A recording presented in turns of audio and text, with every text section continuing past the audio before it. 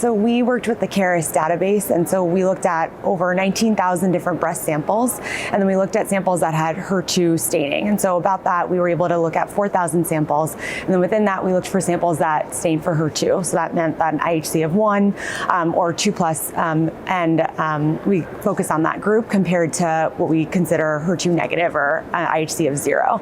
And so we looked at all those samples to see if there was any differences in the genomic landscape or mutational differences between HER2-low samples versus HER2 truly negative or HER2-0.